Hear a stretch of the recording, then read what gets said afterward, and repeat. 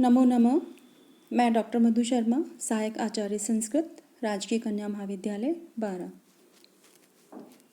BA प्रथम वर्ष की प्रथम प्रश्न पत्र के अंतर्गत हम अध्ययन कर रहे हैं महाकवि कालिदास विरचित रघुवंश महाकाव्यम का।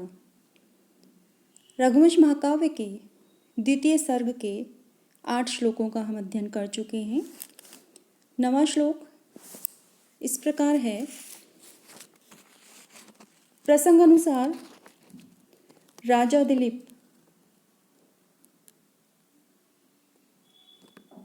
उनकी जो महिमा है उससे प्रभावित मानो पशु पक्षी भी स्वागत करते हुए उनका जय जयकार कर रहे हैं। इसका वर्णन प्रस्तुत श्लोक में किया गया है। राजा दिलीप नंदिनी गाय की सेवा हेतु वन में उनके पीछे पीछे विचरण कर रहे हैं। श्लोक है। विश्रष्ट पार्श्व अनुचरस्य तस्य पार्श्वद्रुमा पाशभृता समस्य उदीयमासु इव उन्मदानाम आलोक शब्दम वैसाम विरावेः। विश्रष्ट पार्श्व अनुचरस्य, जिसने अपने समीप के अनुचरों को छोड़ दिया है। पाशभृताम समस्य, वरुण के समान उस राजा दिलीप के पार्श्वद्रुमा, समीपवर्ती जो वृक्ष हैं उन्होंने उन्मदानाम वैसाम, उत्कट मद वाले पक्षियों के विरावे अर्थात ध्वनि पूंजन, आलोक शब्दम जयकार का शब्द, जय ध्वनि का शब्द, उदीर या मासु उच्चारित किया। अन्वय है। विश्रष्ट पार्श्व अनुचरस्य पाशभृता समस्य तस्य पाशद्रुमा उन्मदानाम वैसाम विरावे आलोक शब्दम उदीर यामासु इव। अर्थात समीपवर्ती सेवकों से रहित वरुण के समान राजा दिलीप का पास में खड़े वृक्षों ने मतवाले पक्षियों की ध्वनियों से जय जयकार किया। राजा दिलीप का जो वृक्ष हैं उन्होंने जय जयकार किया। किनके माध्यम से? पक्षियों की ध्वनियों के माध्यम से वृक्षों ने राजा दिलीप का जय जयकार किया। व्याकरण टिप्पणियों के अंतर्गत हम लिख सकते हैं। विश्रष्ट वि उपसर्ग सृज धातु तय प्रत्यय। इसी प्रकार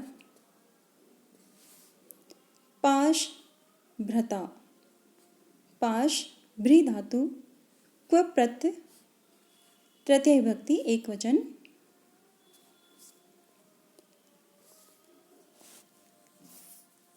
विशेष टिप्पणी में हम लिख सकते हैं कि वृक्षों पर बोलते हुए पक्षियों की ध्वनि से राजा की जय जयकार के रूप में उत्प्रेक्षा करके उत्प्रेक्षा अलंकार का प्रयोग किया गया है और यहाँ पर उपजाति छंद है।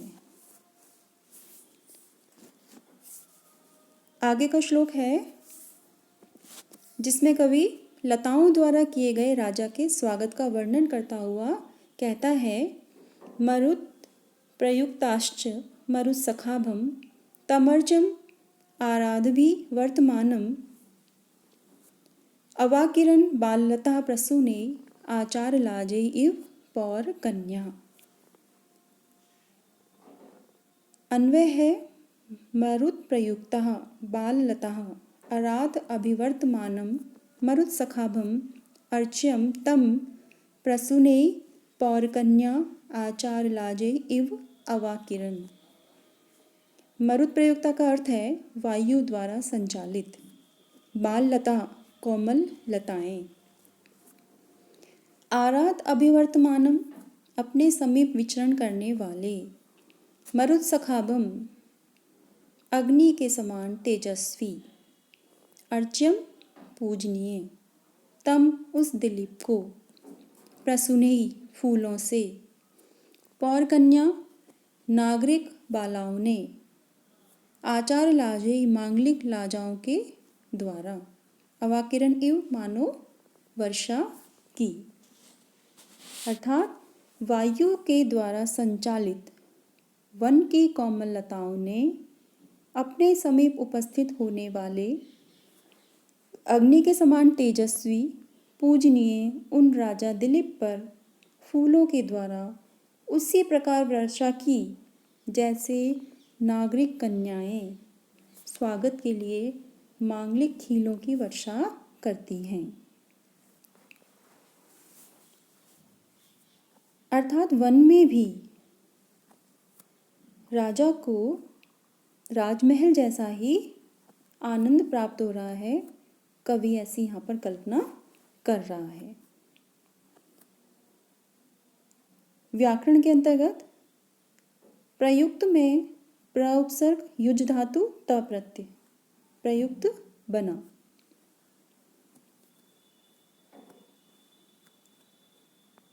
प्राचीन शिष्टाचार के ढंग को प्रकृति में विकसित श्वेत पुष्पों के समान श्वेत खीलों की वर्षा करते हुए उपमा अलंकार से व्यंजित किया गया है यहाँ पर, और उपजाति छंद का प्रयोग है। आगे के श्लोक में राजा के दया भाव को देखकर वन की हिरण्या भी प्रसन्न हो गईं। इसी बात को बतलाता हुआ कवि कहता है, धनुर्भृतोऽपि अस्य दयाद्र भावम आख्यातम अंतःकरणे विशंके विलोकयन्त्यो वपुरपु अक्षणाम प्रकामं विस्तारफलम हरिण्यः। धनुर्भृत अपि धनुष धारण करने वाले भी, धनुष धारण कर रखा है अस्य इस राजा के, विशंके अंतःकरणे शंका रहित अंतःकरणों द्वारा, दयाद्र भावम कृपा द्वारा सरस भाव को आख्यातम बतला दिया, वपु राजा के दयालु हृदय से युक्त शरीर को, विलोकयन्त हरिण्यः देखती हुई हरिणियों ने, अक्षणाम आँखों के, प्रकाम विस्तार फलम नेत्रों की अत्यंत विशालता के फल को आपु प्राप्त कर लिया है। धनुर्भृत अपि अस्य विशंके अंतःकरणे दयाद्र भावम आख्यातम वपु विलोकयन्तः हरिण्यः अक्षणाम प्रकाम विस्तार फलम आपु। अर्थात हरिणियों के निशंक अंतःकरणों ने धनुर्धारी भी धनुष धारण कर रखा है, फिर भी इस राजा दिलीप के दयालु भाव को बतला दिया था। अतएव उस प्रकार के दयापूर्ण हृदय वाले शरीर को देखती हुई हरिणियों ने अपने नेत्रों की अति विशालता का फल प्राप्त कर लिया। राजा दिलीप धनुष धारण कर रहे हैं, फिर भी उनके हृदय के दयालु भाव को हरिणियों के निशंक अंतःकरणों ने पहचान लिया, इसीलिए वो डर नहीं रही थी। अतएव राजा दिलीप को देख रही थी। उनके दयापूर्ण शरीर को देखती हुई हरिणियों ने मानो अपने नेत्रों की अति विशालता का, नेत्र अति विशाल हैं, इस बात का फल प्राप्त कर लिया। अर्थात उनके नेत्र आज राजा दिलीप को देखकर सफल हो गए। राजा दिलीप का जो व्यक्तित्व है वो यहाँ दर्शाया गया है। व्याकरण टिप्पणियों में लिख सकते हैं, धनुर्भृतः धनुष भ्री क्विप प्रत्यय, आख्यातम आ उपसर्ग ख्या धातु त प्रत्यय, विस्तार वि उपसर्ग स्त्री धातु घ प्रत्यय। प्रस्तुत जो श्लोक है उसमें उपजाति छंद है। पराक्रमी होते हुए भी राजा के स्वभाव की जो सौम्यता है उसको यहाँ पर प्रकट किया गया है।